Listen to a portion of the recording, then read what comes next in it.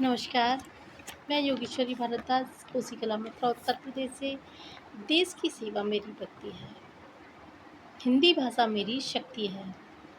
देश की सेवा मेरी भक्ति है, हिंदी भाषा मेरी शक्ति है। तो देश के प्रति जज्बा जिसके अंदर है, जी हाँ, देश के प्रति जज्बा जिसके अंदर है, वही तो देशभक्त है।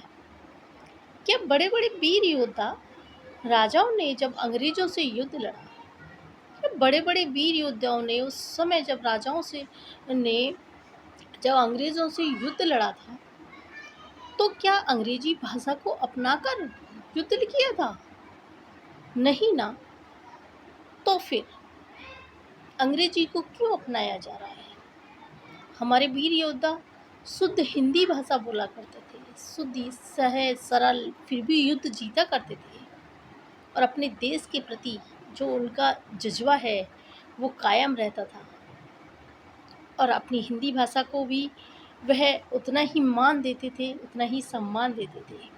बहुत सहज सरल भाषा हुआ करती थी। अब महाराणा प्रताप की देख लीजिए, आप कहीं भी किसी भी वीर योद्धा की देख लीजिए, अपनी भाषा में वो बहुत सरल सहज तरीके से अपने हर बात को रखा करते थे और वह वही भाषा अपनाते थे। कभी अंग्रेजी तो नहीं अपनाई, लेकिन आज का दौर क्यों कि अंग्रेजी को इतना अपनाया जा रहा है, हमारी हिंदी भाषा को पीछा छोड़ करके और अंग्रेजी भाषा को आज बच्चे बच्चे को माता पिता की भी बहुत बड़ी यहाँ गलती होती है कि वो खुद भी हिंदी में बोलना पसंद नहीं करते और ना ही अपने बच्चों को बुलवाना पसंद करते हैं। हर छोटी छोटी बात पे बच्चों को हर छोटे छोटे शब्द के लिए भी वह अंग्रेज़ी में ही बुलवाते हैं।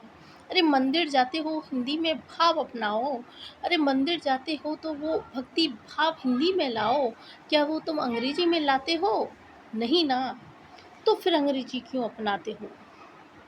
आपसी व्यवहार, सहज स्वभाव सब कुछ हमारा हिंदी में जो भाव झलकता है, धार्मिक पुस्तकों के प्रति, अपने धार्मिक भक्ति भाव के प्रति जो हिंदी संस्कृत भाषा में जो हमारा भाव झलकेगा, वो कभी नहीं अंग्रेजी में आएगा। तो अंग्रेजी को क्यों इतना मान दे रहे हो? फिर यह अंग्रेजी को आज माध्यम क्यों बनाया जा रहा है, इतना चलन में क्यों लाया जा रहा है? अपनी मातृभाषा को छोड़कर अंग्रेजी को अपनाया जा रहा है।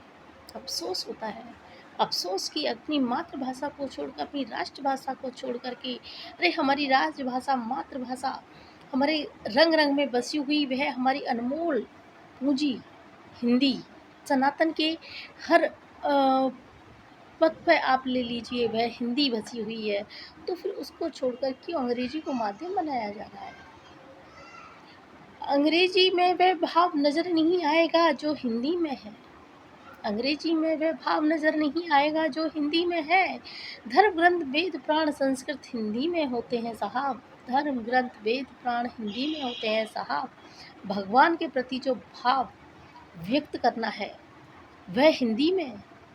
तो अंग्रेजी को उपयोग जब हमारे देश के प्रधानमंत्री जी विदेश में अपना वक्तव्य हिंदी में रखकर आते हैं, सोचो विदेश की धरती पर हमारे प्रधानमंत्री जी अपना वक्तव्य हिंदी में रखकर आते हैं, तो वहाँ हिंदी के प्रति, देश के प्रति शक्ति व भक्ति दोनों ही झलक जाती है।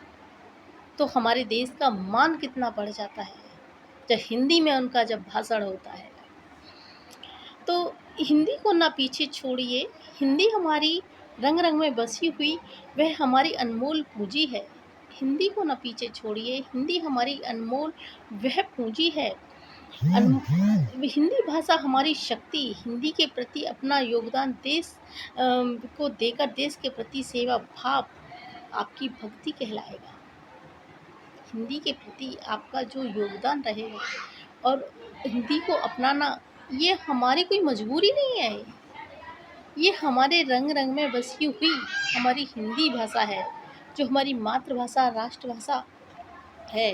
तो हिंदी को अपनाना कोई मजबूरी नहीं है, यह हिंदी हमारी खुद की भाषा है जहाँ हम पले बड़े हैं, जहाँ हमने अपनी ज़िंदगी की शुरुआत की है। सबसे पहले जब हम बोलना सीखते हैं बचपन में तो माँ शब्द हम हिंदी में निकालते हैं। तो हिंदी हमारी वह पूंजी है, हिंदी हमारी शक्ति है। अब हिंदी के प्रति हमारा देश के प्रति जो सेवा भाव है, वो हमारी भक्ति है।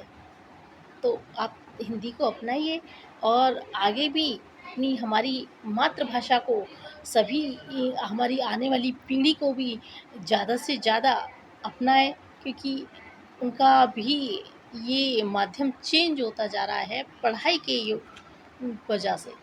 क्योंकि कुछ विद्यालयों में अंग्रेजी को ज़्यादा अपनाया जा रहा है इस वजह से, और हिंदी को पीछे छोड़ देते हैं। तो हमारी हिंदी सर्वश्रेष्ठ सर्वप्रथम रहे, ऐसा हमारा भाव है, और आगे भी यह प्रयास रहेगा। आप सब हम सब मिलकर यह प्रयास करें कि हिंदी हमारी मातृभाषा ये बनी रहे और बनी है और बनी रहे। धन्यवाद।